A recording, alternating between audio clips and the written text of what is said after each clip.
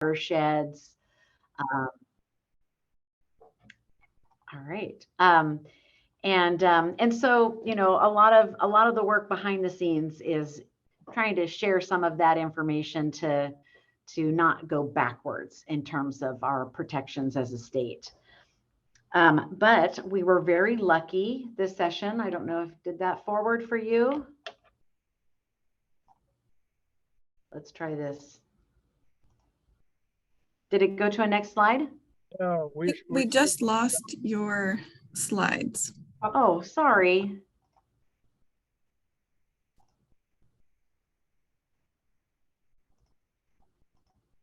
Okay, apologies. Can you see that now, department concepts? So it's pretty cool to think about the fact that of the 650 that made it through, every single one of the department's concepts were passed. And that is because of the great work that so many of our stakeholders help us with during session. So we were really excited that we were able to get our fish passage tax credit included in the omnibus tax bill, House Bill 2072. Again, this isn't like big money, but it does provide for landowners that are voluntarily installing fishways or fish screens to get up to 50% of those costs as a tax credit. It's just one tool in the toolbox. It's, as many of you know firsthand, when you have a lot of different things that you can talk to landowners about, when you approach them about doing good work, it all helps. Even if they don't all use it, it's just a good way to approach landowners about voluntary conservation. The second bill that we're really excited to see make it through the session is Senate Bill 886, and Shristi could tell this better than I can. She was one of our key partners on the original legislation, but during this session, we went back in. This allows the agency to withhold certain species information from public records request. It's mostly focused on location data. So you can imagine trying to not share specific location around sage grouse leks, sharing wolf frequency collar data, things that have a high likelihood of harm happening to those individual animals if people have access to very specific information. And we got that authority a few years ago to withhold that information, and it was up for a sunset. And we were able to extend the sunset, but also do some fix-its that make it a little bit easier for us to work with our public partners on data sharing. So this was a really big win for us, and it was not an easy one to get to the finish line, right, Shristi?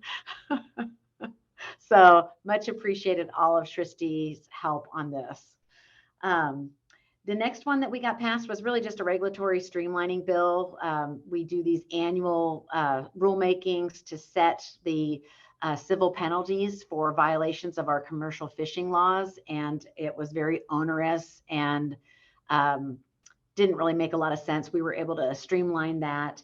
And then lastly, one that I think you'll all be very interested in is our Wildlife Habitat Conservation and Management Plan program. This is another vital voluntary program where landowners can enroll their lands with their counties under a special habitat assessment, very similar to kind of how the farm deferral or forest deferral programs work.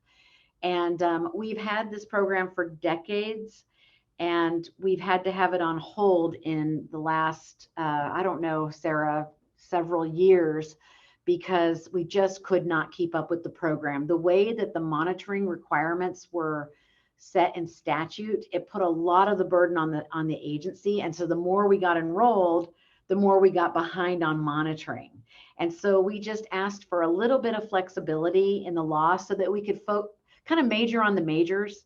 Most landowners stay in compliance. It doesn't take a lot of work. You can kind of do photo points and other methodology.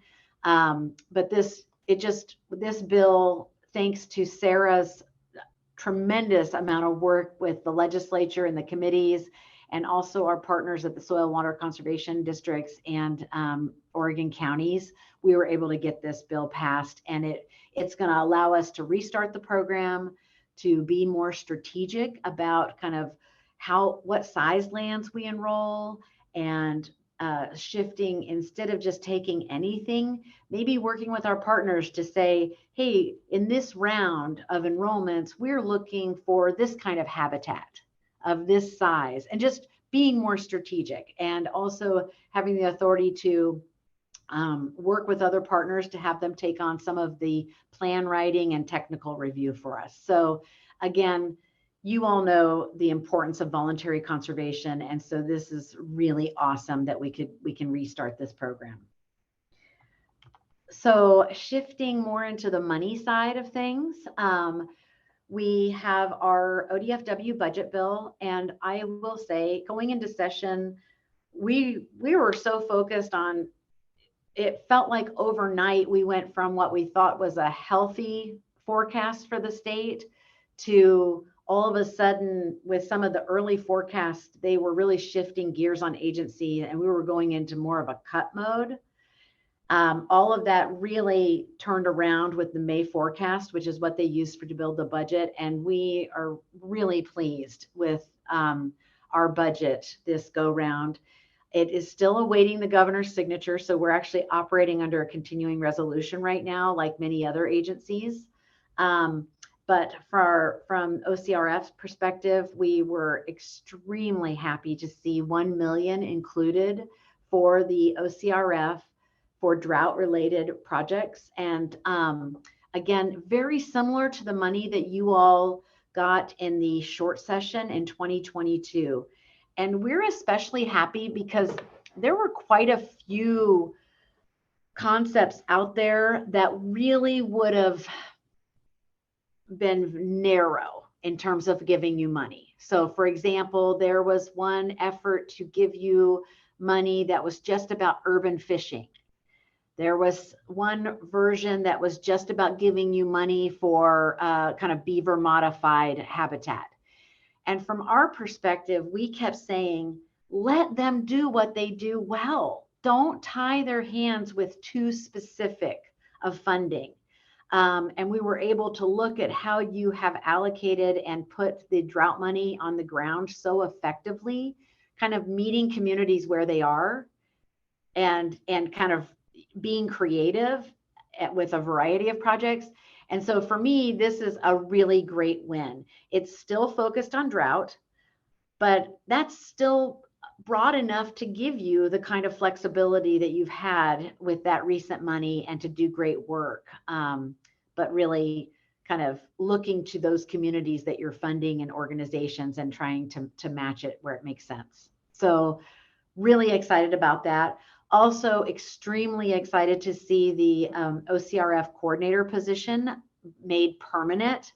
So that position is now permanently in our budget. We don't have to keep going back and asking to continue it. So that's a major step forward. And then lastly, kind of in terms of our budget bill, I thought you'd be particularly interested to see the money that was included for the private forest accord mitigation account. And so another 10 million of general fund plus 10 million of other fund limitation. So I'm sure Sarah will be filling in more about kind of the work of that committee, but that's another great win for us. And then lastly, the other kind of budget related item I wanted to flag for you was the kind of, people call it the end of session bill or the Christmas tree bill, 5506. And it's kind of like, it happens at the last minute, and it's like everything the legislature wants pet projects to get funded. It all goes into this end of session budget. This one is also awaiting the governor's signature. But as passed by the legislature, it includes 5 million other fund for wildlife passage infrastructure projects for the OCRF. It also includes 8.75 million other fund for fish passage infrastructure passages, and that will go to our fish passage fund. It includes 1 million in general fund for hatcheries vulnerability assessment. So again, I mean, this was really great news for us. This type of funding showing up at the end of session. I was going to mention that the money that you all got for wildlife passage projects is going to be a little bit different. I kind of feel like I don't worry because I feel like y'all have gotten so good at dealing with all different kinds of flavors of money. And so now this is the latest flavor of money that you'll be getting, which is actually lottery bond. So what will happen is the state will sell lottery bonds. And when they do that, some of those bond proceeds will come over to the department, go into your account to spend on those kinds of projects. So a couple things that, we'll be working with you on this is the timing of when you can spend those. We have to wait till they sell the lottery bonds. So that's kind of going to affect your spend plan. Also, you'll have 3 years to spend them. So it's a little bit different than some of the other money that you've gotten. And then there's going to be a little bit of things that we'll have to work on in terms of what all can lottery spend money on. So for example, it can't do pre-work. So it really has to go to on the ground projects. It won't be able to go toward some pre-consultation. If somebody wanted to kind of like do a grant to you saying, we just want to look at like options analysis and so that we can select the best route. You won't be able to use this flavor of money for that. This has to be more kind of on the ground project work, but we'll work with you and we'll give you some good information in terms of any of those nuances around the money. Those were just a couple of things that I was going to highlight. There's a lot more that I think all of you would appreciate in our budget and policy related bills. I only had 10 or 15 minutes, so I wanted to keep myself honest in terms of the time, but just one of them near and dear to all of your hearts that I would mention is House Bill 3464, which is a bill that removes beavers from the predatory animals list. And again, I know that that's near and dear to all of you, so I wanted to just mention it to you. Another one that Shristi was very key in terms of getting to the finish line. And I think just as a policy matter is a really good step in the right direction for the state and essentially gives our agency the ability to manage beavers regardless of land ownership. Debbie, could you expand on that a little bit about what exactly that means, that the beaver's no longer considered a predator? What are the real world implications of that? Well, real world, right now, if on private lands, if beavers are causing damage to crops, they're managed by the Department of Ag, and a landowner can just take those beavers. So you can kill a beaver if it's causing damage to crops on private lands. Under this bill, it would shift to us managing beavers, and we would treat them like we treat any other fur bearer. So right now, if you had a raccoon on your property causing damage to a crop, you would just call our wildlife biologist.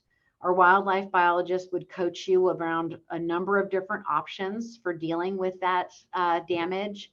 And they can issue a free permit to kill the animal.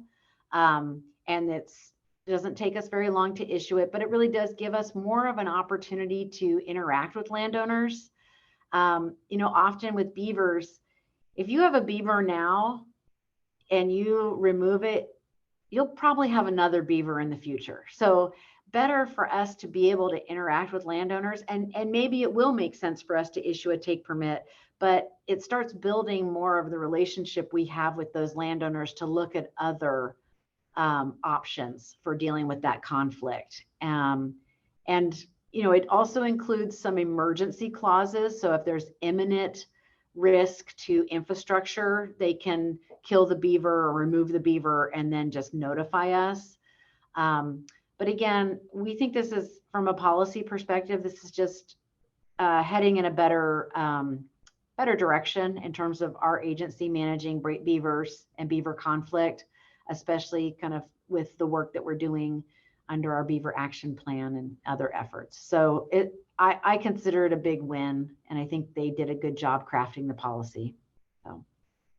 Thank you. Thanks for that explanation. And Debbie, I know you were a big advocate for that broad funding that we were able to receive in that $1 billion. And spoke with Rep. Helm about that, and his feeling was that was really difficult to achieve. And it was actually easier to convince legislators when it was more focused. But you were able to make that happen. So we have that flexibility. And so you said it was a win. I think it was a really big win because I think that was a harder lift than some of the more restricted funding. And so we appreciate you giving us that flexibility. Well, and appreciate all of the work that all of you do, because honestly, we know we wouldn't have any of that money if it weren't for the fact that you've done such an outstanding job with the grant program and have built such an amazing reputation. So there is so much trust and confidence in the OCRF that it's like one of the easiest parts of anything I did over there. Well, thank you. I do want to give the rest of the committee a little vignette that occurred for me. And I testified at a budget hearing, and there was a lot of people testifying, and a lot of the legislators were there up in the front. And honestly, after about an hour and a half, everyone's eyes were pretty glazed over, regardless of who got up. And it was my turn, and I got up and I sat down in front of them and I said, I'm Carl Wenner, and I'm here representing the Oregon Conservation and Recreation Fund. And it was really dramatic after watching this for an hour and a half. Every legislator like perked up and looked at me like, oh, I know about that. And it was really gratifying to see that. And that, as Debbie said, is due to the great work that everyone has done to show how effective we can be. And so we're getting people's attention. And I just think that's a really great thing.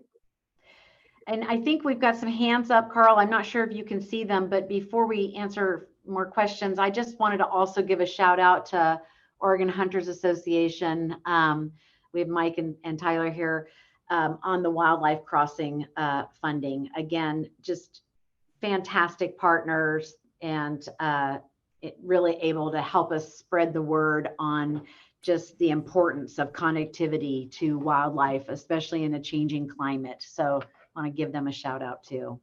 Well, I appreciate you doing that, because I knew they were involved, but we're going to need input from groups like that, the folks that helped craft that, to make sure that we are following the intention. And so we'll communicate with Oregon Hunters about that very thing and make sure we're doing the things that was envisioned by the advocates for that. I see Mark Stern has his hand up, and then Shristi.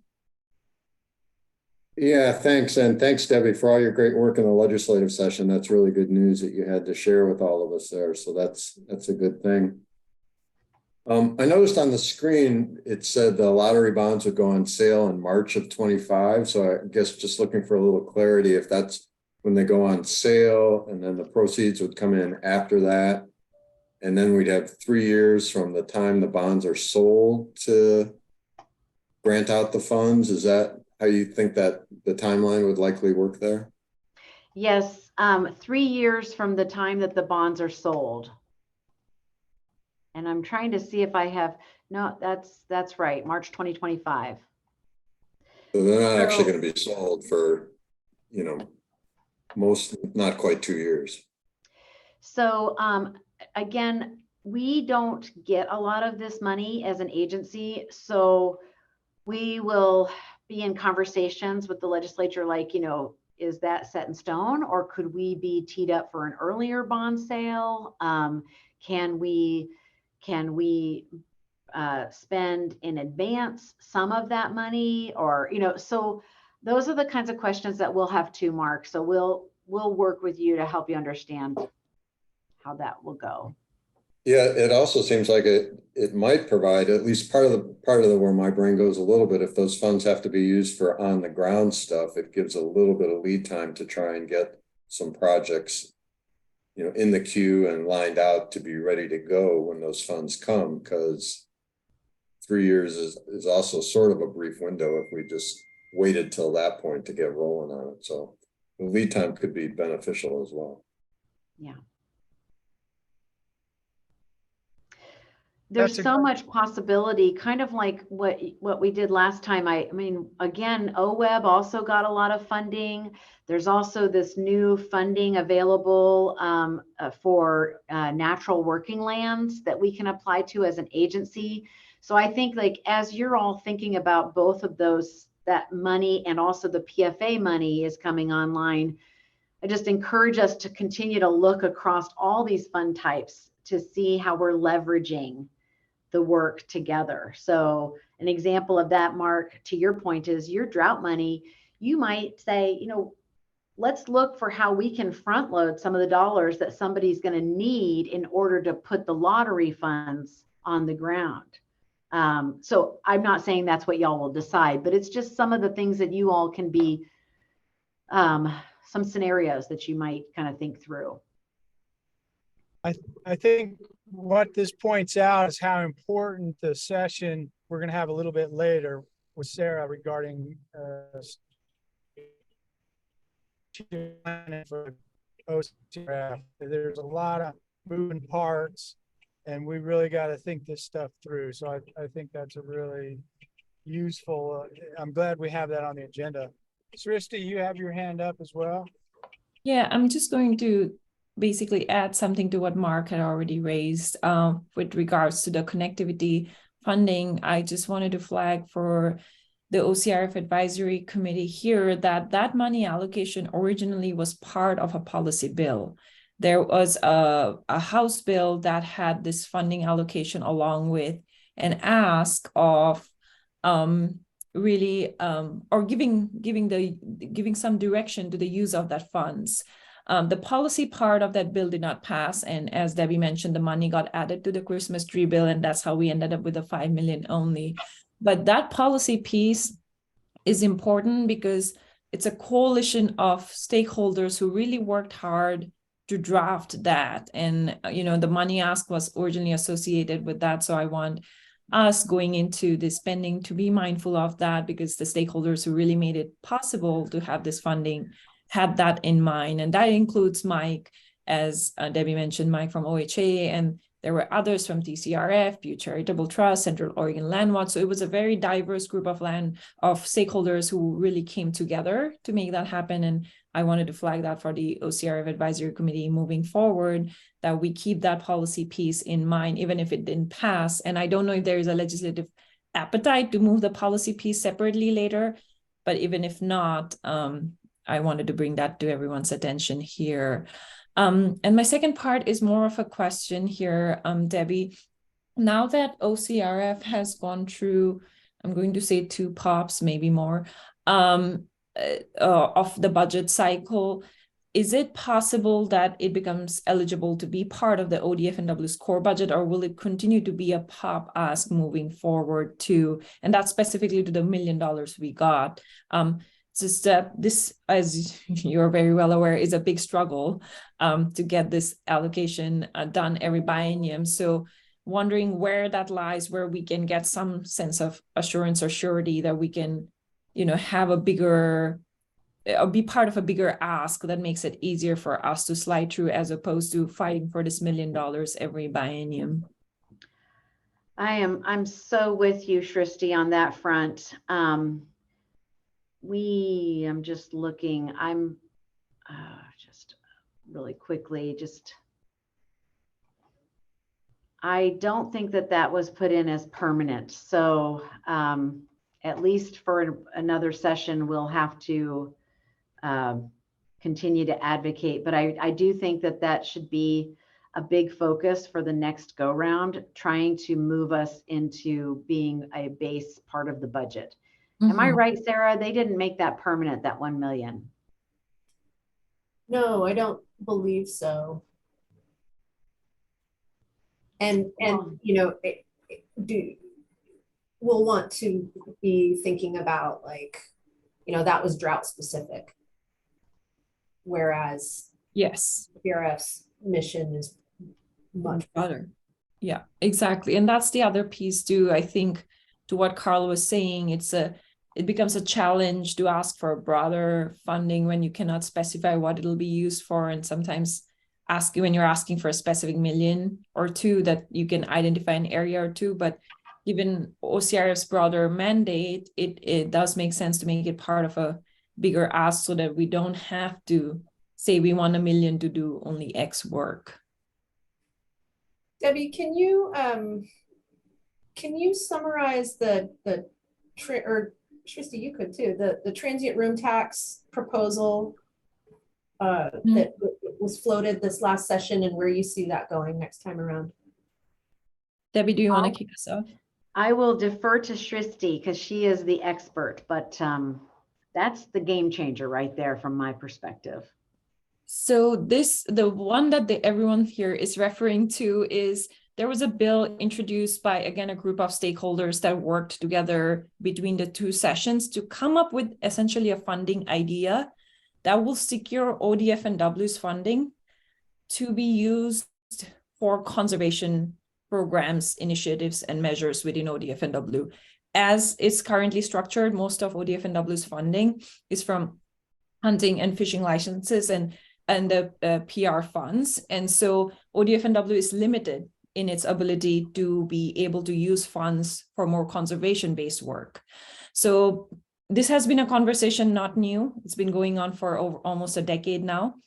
But last session, we came up with the idea of maybe increasing the state's TLT, that is the transient lodging tax, by a very small percentage, because there is a very direct connection between Oregon's outdoor and recreation and our wildlife and our nature and our habitats. A lot of people come to Oregon because we are so rich in our habitats and our wildlife. So we were able to come up with a legislative concept, and it got a hearing, but it didn't move beyond. But it was definitely a big conversation starter at the legislature.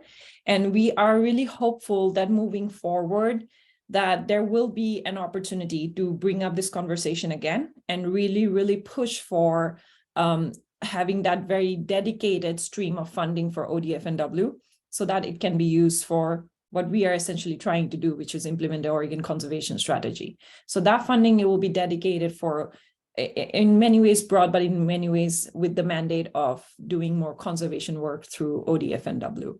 And Debbie, feel free to add anything there. Well, I can just say that the folks that put this concept together did just a tremendous amount of work. The quality of the outreach materials and the storytelling, it was just phenomenal. And big ideas like this generally take more than one session. And honestly, I couldn't believe how far it got this session. There was at one point I thought, oh my gosh, this could actually happen. But so it was very encouraging to see kind of the support, and also just even people who are not excited about taxes saying, this is a really good fit to tourism. And so it's just pretty exciting to think that maybe it could happen in the next couple of years. And that really would be pretty big change for conservation in the state of Oregon, having that kind of dedicated resource. And because just like you all see, when you have to go and you have to fight every 2 years, it's really hard to kind of maintain, have some kind of like strategy and consistency. It's just so critical to have that dedicated stream. Yeah, and so just for reference, the state TLT currently is 1.5 in our state, 1.5%, and then counties add on to that at their own county level. But that's 1.5, and it was a proposed increase of another 1.5. Oregon is the 4th lowest in the country in terms of its TLT. So there are some states that have it as high as 10% or more.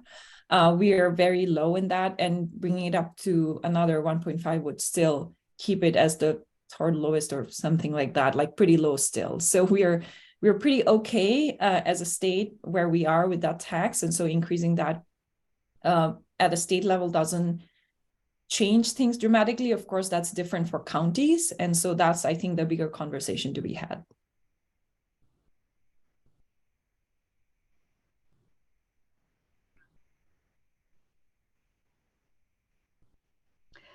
Well, don't hesitate to reach out by email or phone if you have anything else you're hearing about on the legislative front. I'm happy to answer any questions, and it's just really exciting to see this funding come through for OCRF, to just keep doing the amazing things you do. Well, thank you, Debbie. I just thought of something else that since we're on this subject, it's kind of fallen off my radar, but I'm remembering about the Recovering America's Wildlife Act. And I'm not sure where that stands. It sounds like it was moving forward.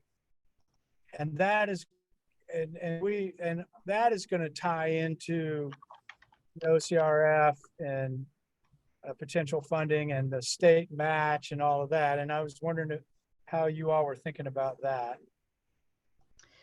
Yes, it is continuing to move at the national level. Just, oh gosh, I just got an update on that. I was like, ooh, could I pull that up really fast? It's still out there. It does seem to be gaining more bipartisan support. So more Republican legislators are signing on. So that's hopeful, but it's still more in the works. Does that answer your question, Carl? Yes, it does. I guess I think as we're trying to do this strategic planning, we have to keep that in mind and have an idea how the department, I would ask you to be thinking about that. Because when the OCRF, when I was approached at the very beginning, the concept was the OCRF was going to be a big part of that because there was a need for match, that to deploy the funds from the federal level, at least at that point in time, the state was going to have to generate 20% match or something like that. I don't know where that is now. And that the OCRF was thought as a good vehicle for that to happen.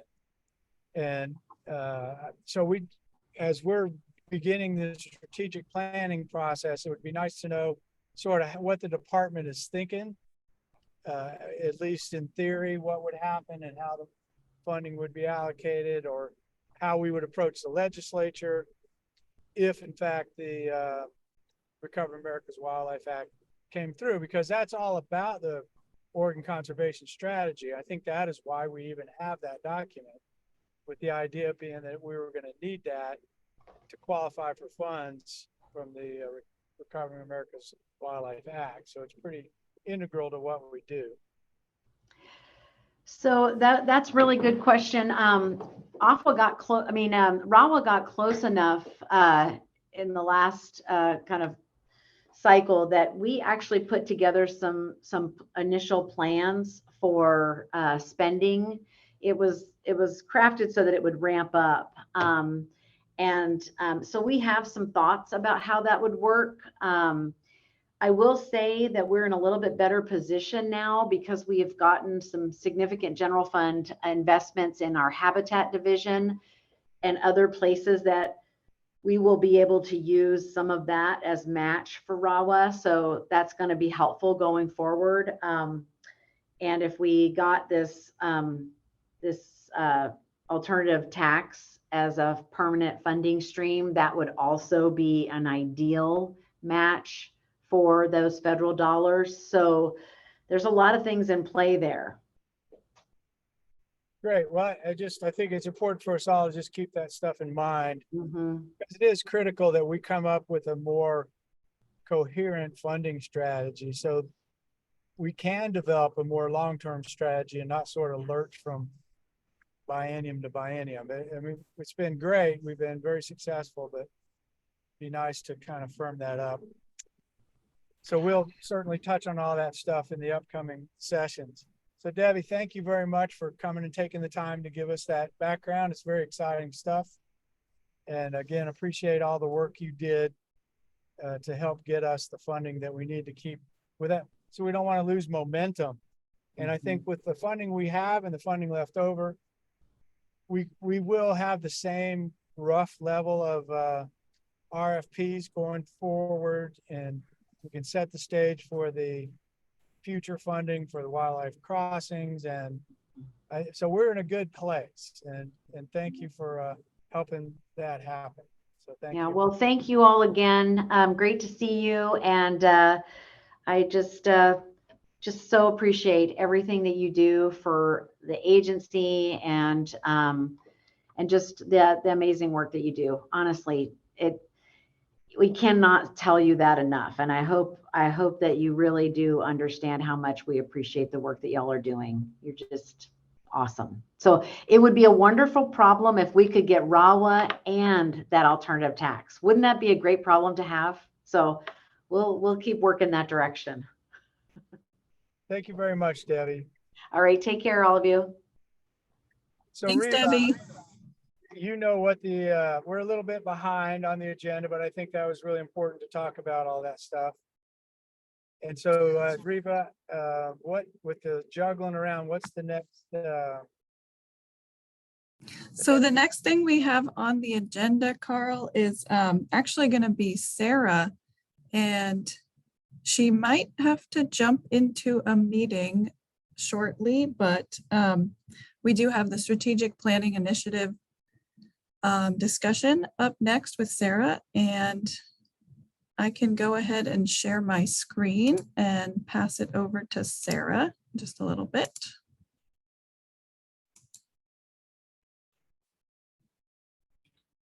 Yeah, great, Reva. And, we had that slide in there about where does our budget currently stand in anticipation of that being a question coming out of that legislative budget discussion. So just touching on that really briefly here for you all to see, especially in light of, I learned some things from Debbie's presentation as well, especially about the connectivity funds and those bonds not being sold until 2025. So that is a bit of a delay in that 5 million, but we'll be bringing in to what you see in the remainder column here, we'll be bringing in that 1 million in drought funds. And so that's really kind of what we're looking at is about 460 in base program, and then we'll be at about 3.6 in drought funds available. And so that's what will guide our,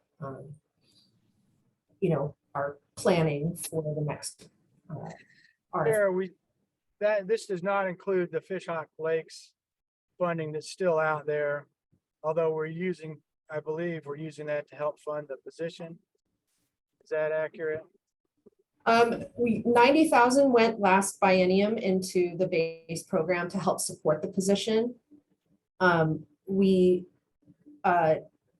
don't have it listed here, but yeah, that still is a fund that is maintained by the Oregon Wildlife Foundation, and expenditures from that fund are sort of by agreement between the department and the Wildlife Foundation. It is supposed to go toward OCRF efforts, but we are really holding that as kind of a rainy day fund, especially for out years where we may not have enough base program to support the coordinator position, because even though the authority to have the position was made permanent, funding for the position still has to come out of the program. Great, thank you for that. It's just nice to know that that's out there, like you said, for a rainy day. Right. Any questions on this before we switch topics? Okay, let's go ahead.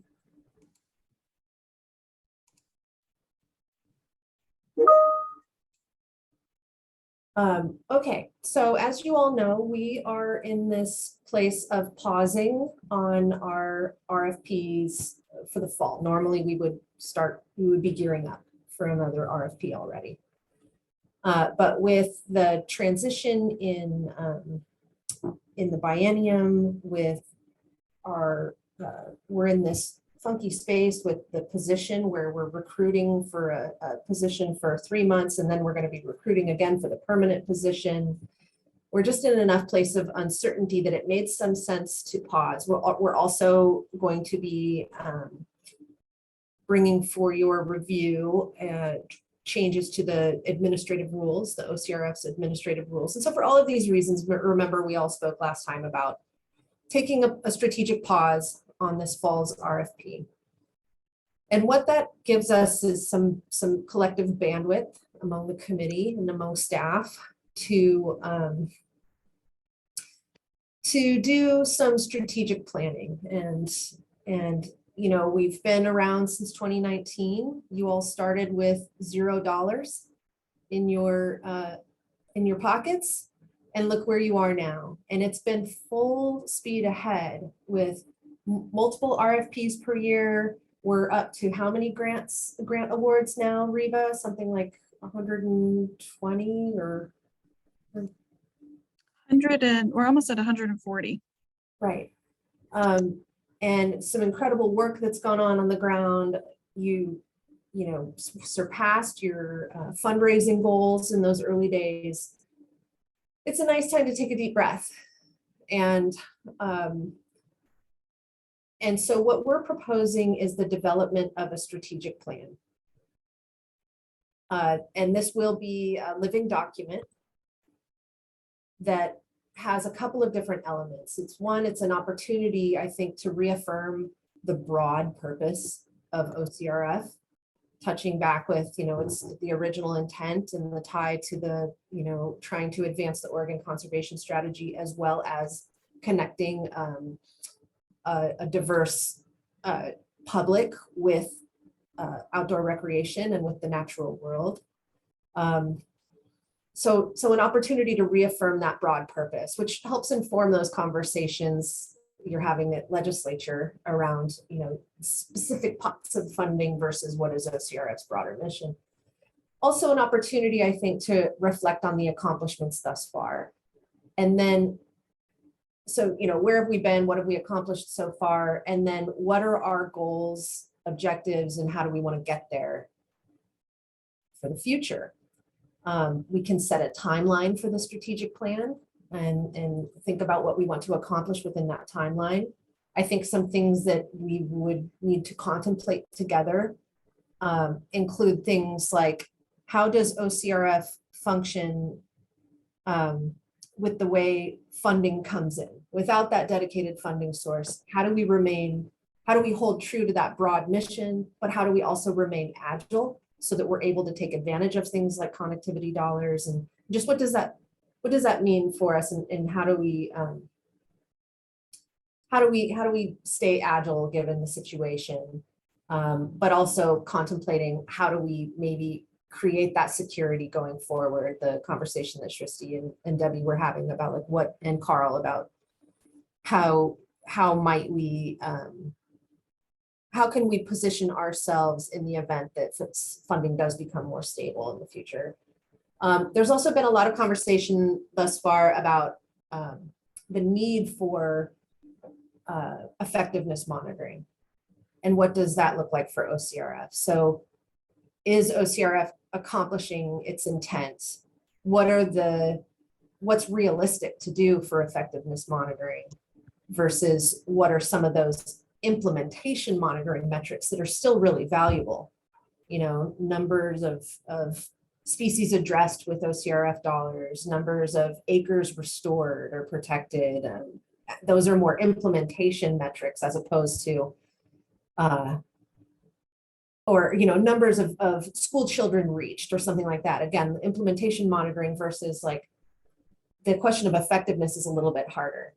Are species or populations benefiting from our work? Can we answer that? But are we having an effect in the communities we're trying to reach? Maybe we can measure that. So those are the types of things we could contemplate together.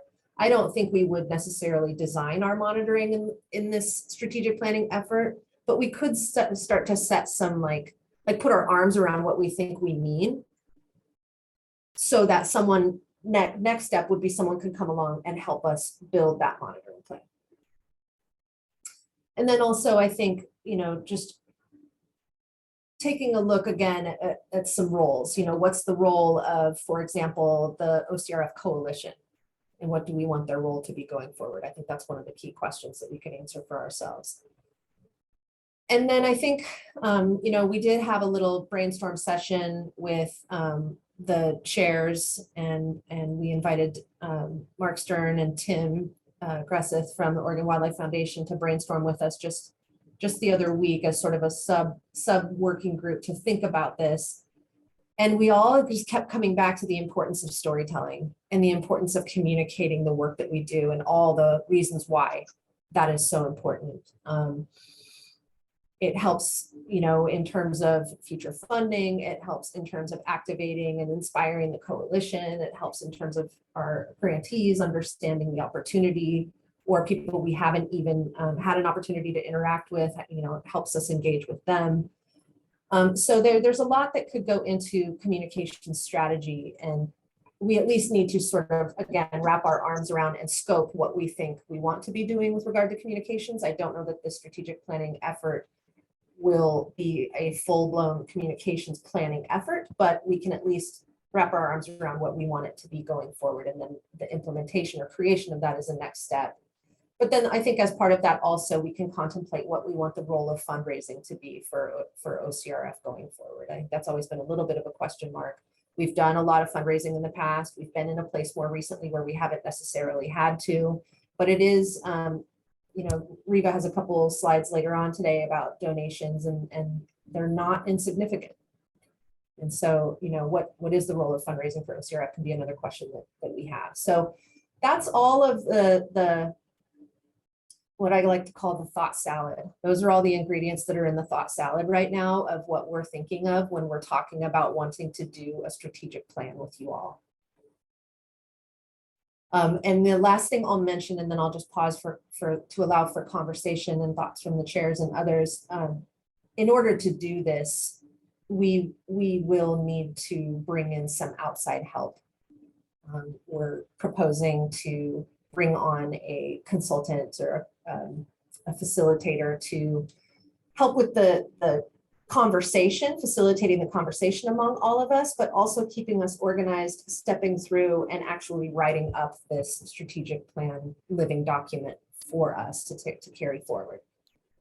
So that is something that we're contemplating. We're in conversation again with Tim at Oregon Wildlife Foundation about potentially routing that contract through OWF.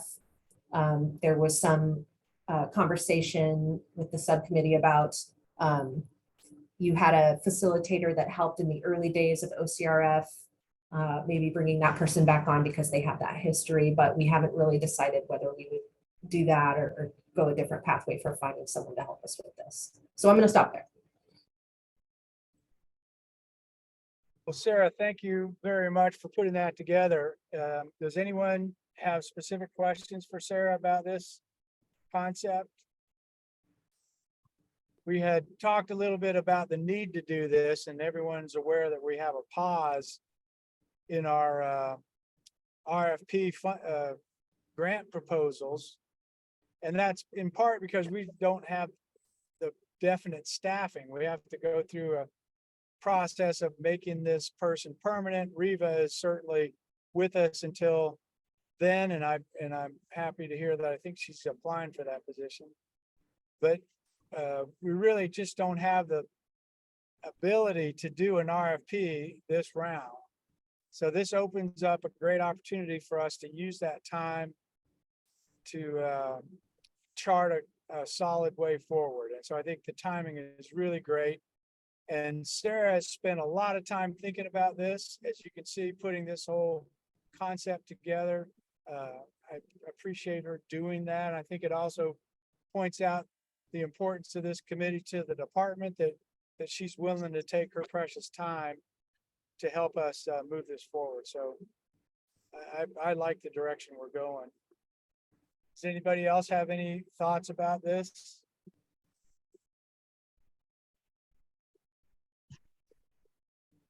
Not seeing any hands. Well, I guess I would chime in. I think it's a good direction, and I had the benefit of the conversation last week about it as well, and just thinking both sort of in terms of timing and capacity. I guess, Sarah, what are your thoughts on trying to move this ahead? Because even though we're taking a pause, we'll have another funding cycle coming up early in 24, I would imagine.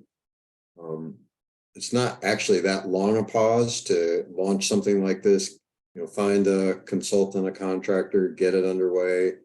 It still requires some staffing, obviously, so there's a need there. Just not, I'm sort of thinking, can we get this rolling and underway, or how far along can we get it before the end of this calendar year? And I'm not pushing it, I'm just, I guess, trying to flush it out a little bit. If we want to do it, it seems like we'd want to roll as quickly as we can. Yeah, I think that's a great question. And Reva and I were just doing some calendar math in our heads earlier today that if you look at just August through the end of the year, you've got 4 months. So we were thinking about, what's going to be coming before you all at your monthly meetings. And the OARs, the administrative rule revisions will be coming to you. But then the rest of your meeting times can be dedicated to these conversations and contemplating these questions. In my mind, I feel like it's important to take stock and sort of think strategically for the future, but I also don't want it to blow it up into something bigger than it needs to be. And so to a certain extent, the limited time frame can help set some sideboards on the scope of what we decide to bite off here. So I feel like it's doable, Mark.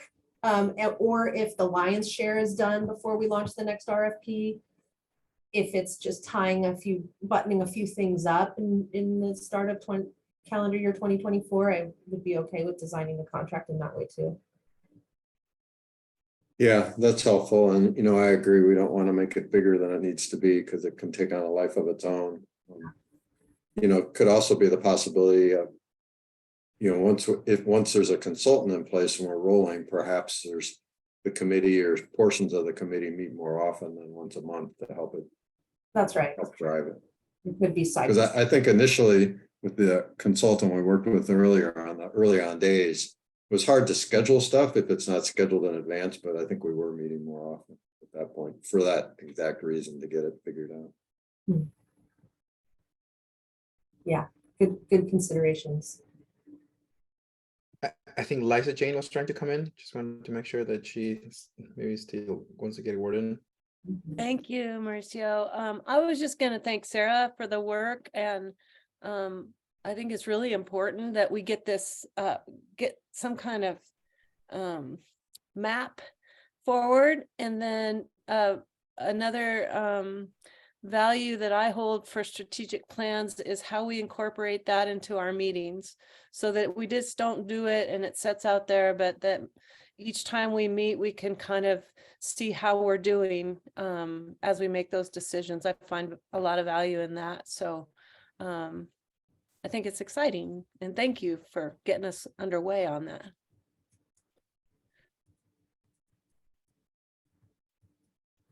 Does anybody have some heartburn over this idea that we spend some time thinking about what we're doing, and does anyone feel like it's a waste of time, or is everyone pretty much on board? There's a lot of nodding heads over here. I think we're all ready to hit the ground running on it. Thanks, Carol. Great. Well, I think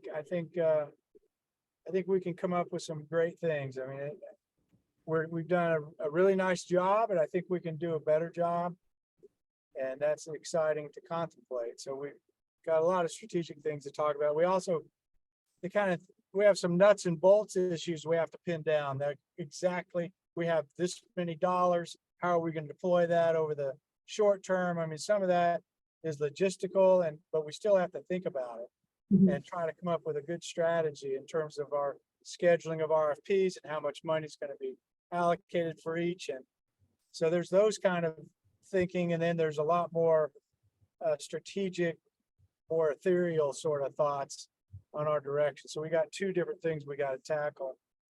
So it'll be exciting. And again, thank you, Sarah, for the efforts you've put into this.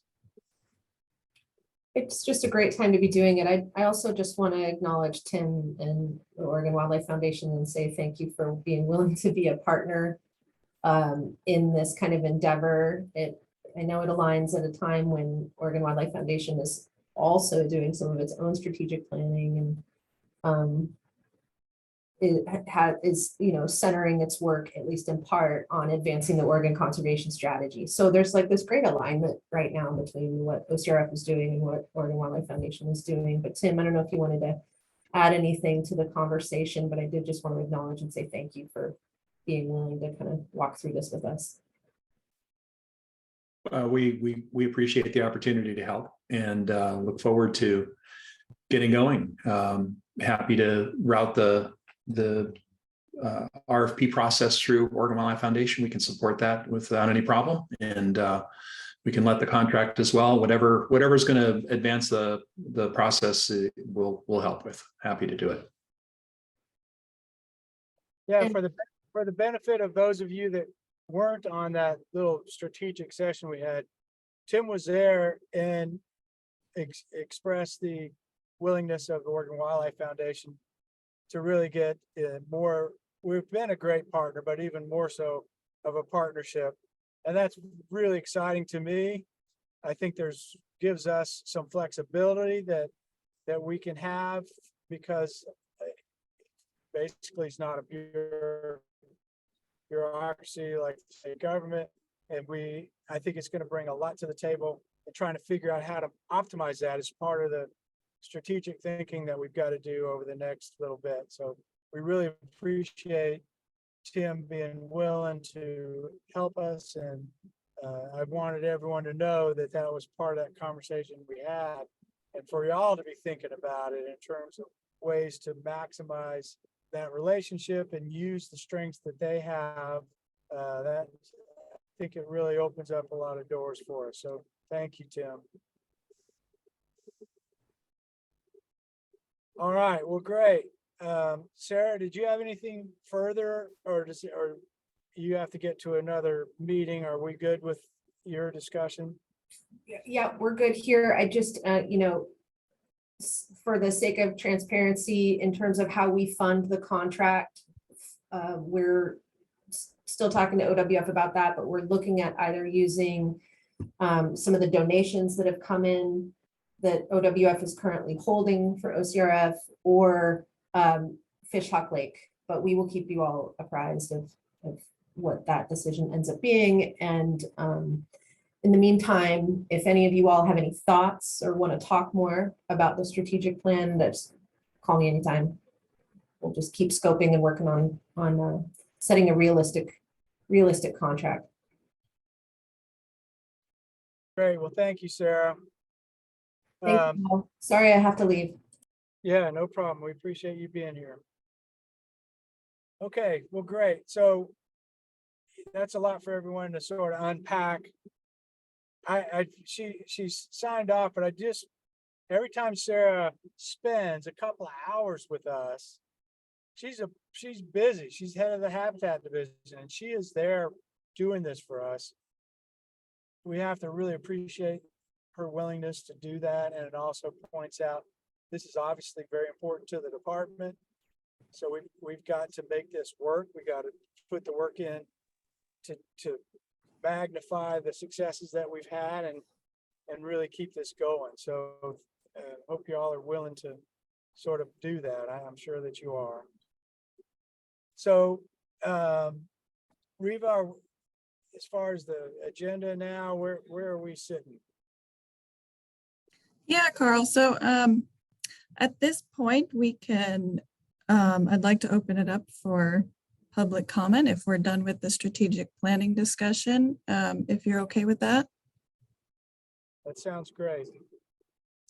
All righty. So for public comment, if there's any members of the public that would like to speak, feel free to state your name, your organization. Let me know if you'd like to speak. I haven't heard from anybody yet, but now would be your time to do it. And we don't have an allotted amount of time, but you know, a reasonable amount of time will be fine for that. And I'm not getting anything in the chat, so I think we're good we can go ahead and close public comment. Well, Rita, And I appreciate that, but I don't know if they're still listening in, but they're signed in. We have Mike and Tyler here. Again, they've been incredible partners for us, and we appreciate them. And again, we need to connect with them on this, as well as the other stakeholders on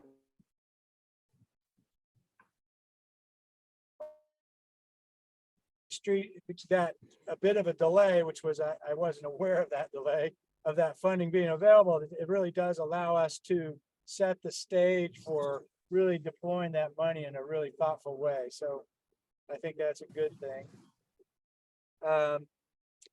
All right, so did you want to take a break, Reba? Because we have the one more agenda item you were gonna pursue. Yeah, do we have a scheduled break, a 5-minute break at this time? We can take it or we can skip it. What is your preference, Carl? Yeah, why don't we just take a break and maybe come back? I got 2:27 as the time. Let's come back at 3:35. I mean, I'm sorry, 2:35, 2:35, and we'll close it up. I think we got a few more things to talk about, and then we'll be able to let everybody go. All right, sounds good. All right, see you in a little bit.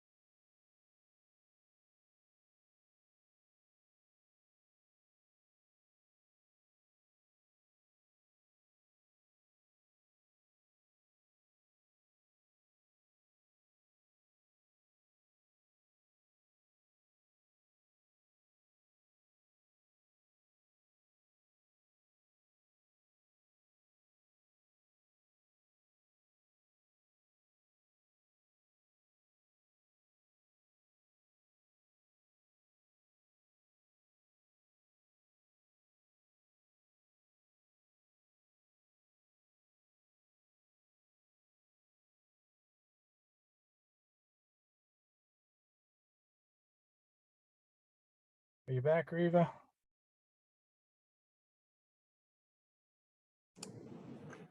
Hi, Carl. Yep, I'm back and looks like folks are turning on their cameras.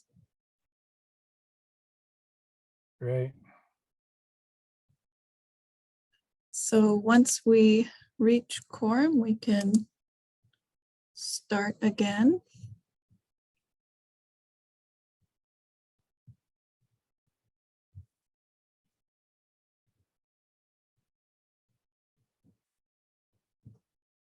And I'll just assume once you turn back on your camera, okay, looks like we've got everybody. Great. Well, this next agenda item is just a program update that Reva put together for us. That, I got that right, don't I? That's the way, what we got next. Yes, exactly. And I think the importance of this is the fact that we are going to have to be doing some strategic thinking. We kind of need to know where we're at. And Reva's going to go through that for us. So take it over.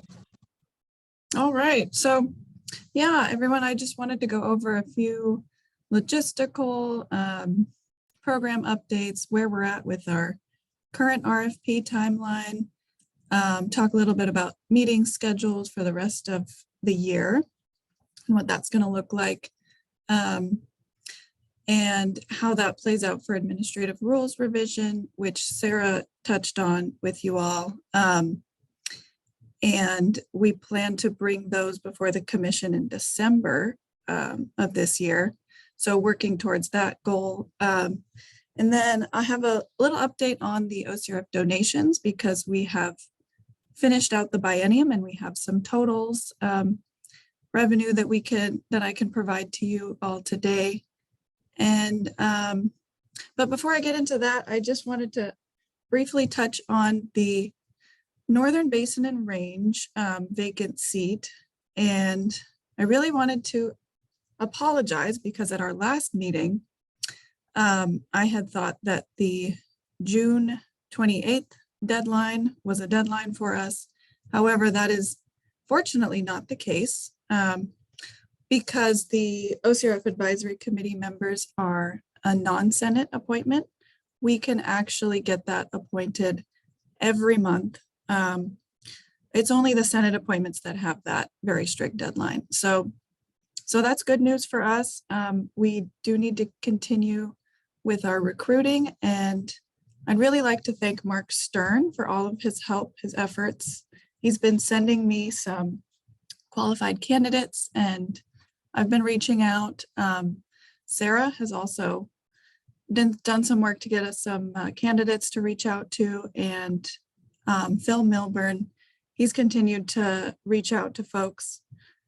Since our last meeting, I've probably reached out to about 10 qualified candidates, and we have had a lot of folks declining for different reasons. They're already part of, 5 different boards, and it's not something that they can fit in, or I haven't heard back from a few folks, but we'll continue with our recruiting efforts. And if any of you hear of anybody, please send them my way and I'll reach out. So we'll continue with that. There are 9 applications that have been submitted, and they are from last year and the year before that. So they've been sitting there for a little while. And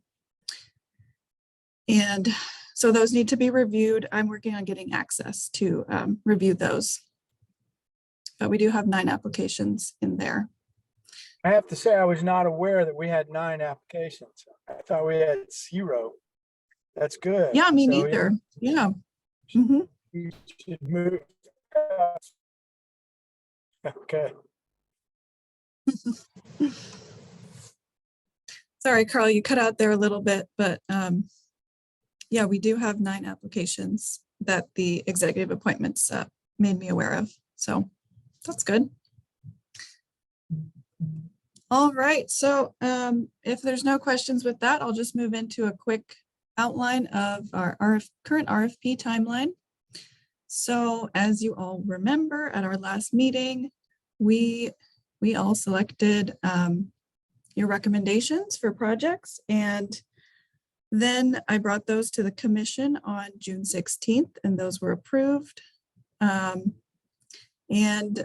the next thing, well, I'm currently in the process of contracting all of those new projects.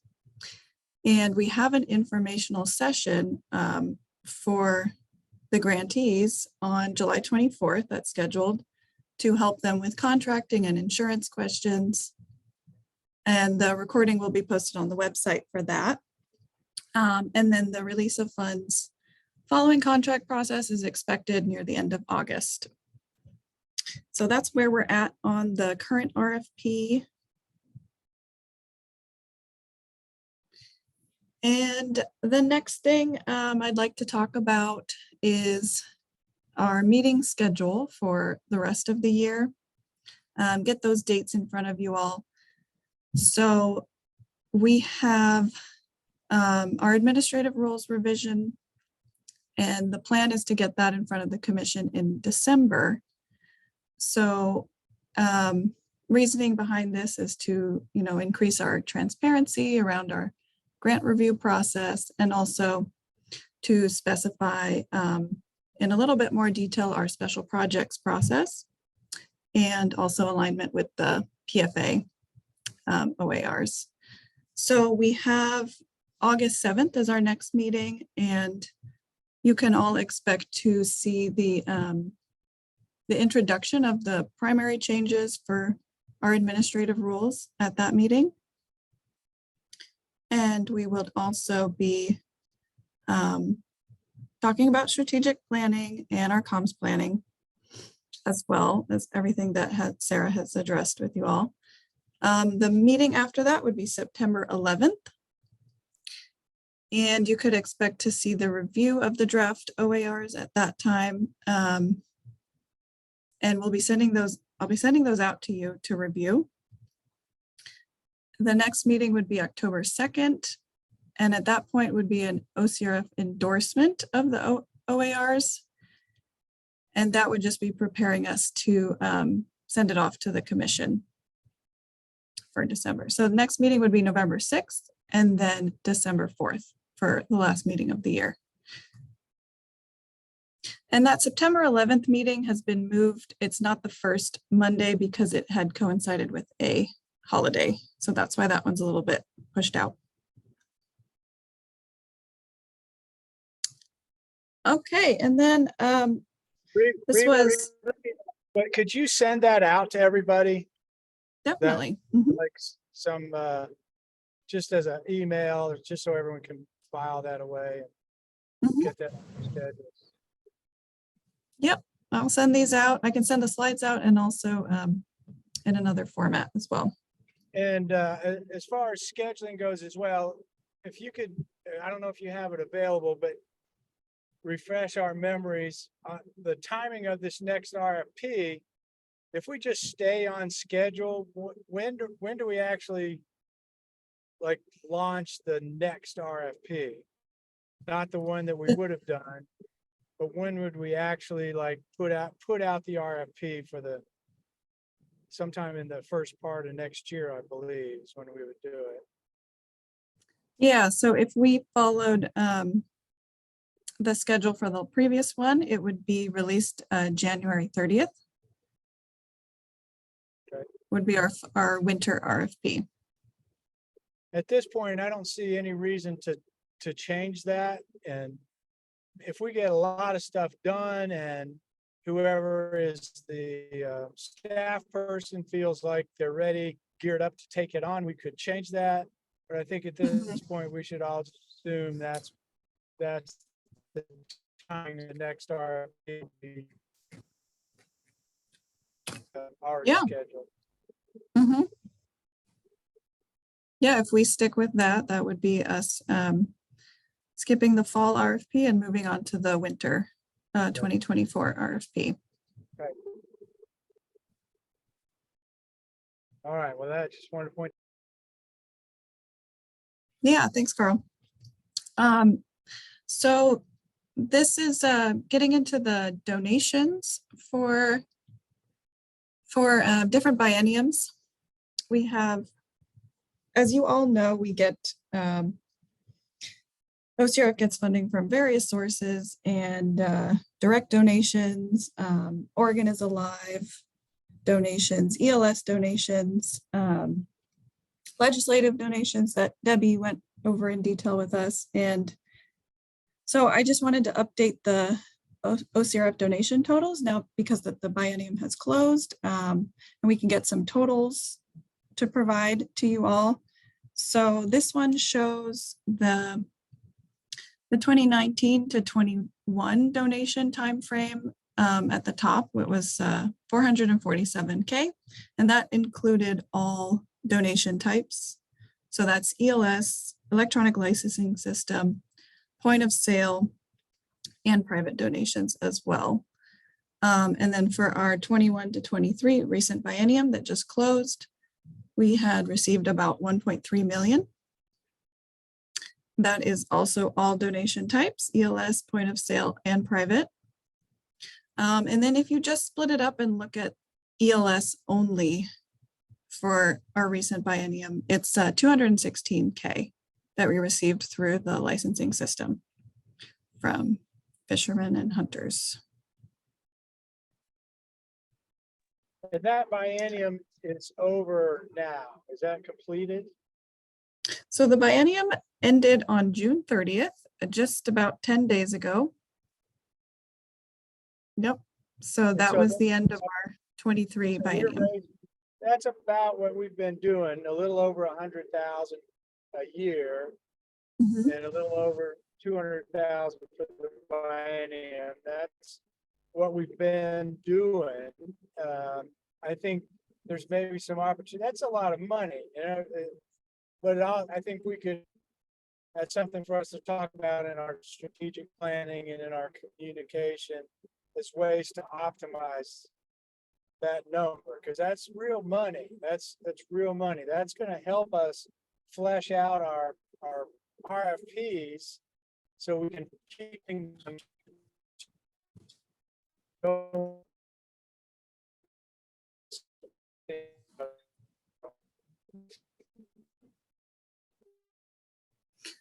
Carl, you cut out just a little bit there near the end. Yeah. Oh, I think we're losing you. I just wanted to say that that 1.3 million in donations, though, that does include the private donations, and some of those were specifically for certain projects allocated.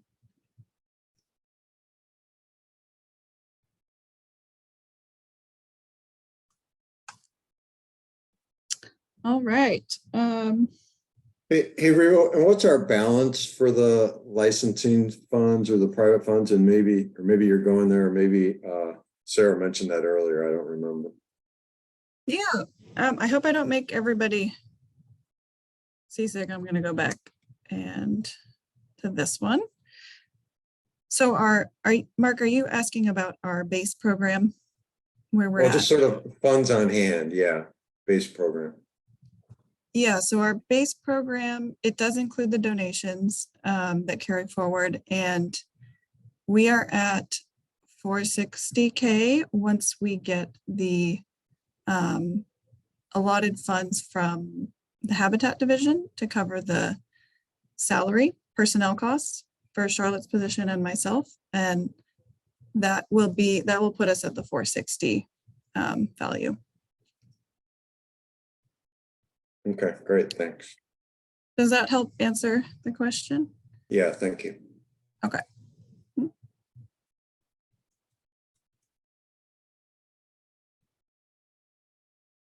And then the last thing I had for you all was, this is actually donations since the start of OCRF. This is what I received from James Spencer in our accounts administrative division. He sent over this, and so we've had from large donors 6.8 million, ELS donors over since the start of OCRF.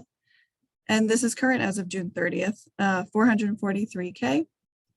And then in office, headquarters office donations is about 3,000 that we've received.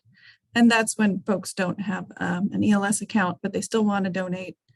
And we're certainly not going to restrict them. And so that's how those ones are coming in.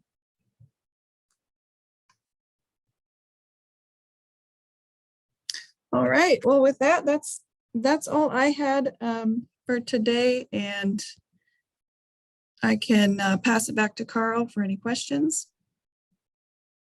Yeah, so does anybody have, I'm sorry, I got booted off. Can you all hear me now?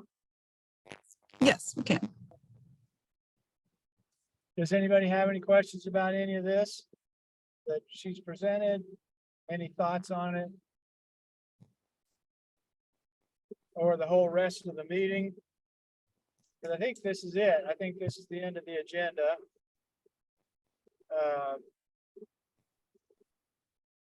I hope you all are excited about what we're going to be doing in the next few months. I think it'll be really worthwhile.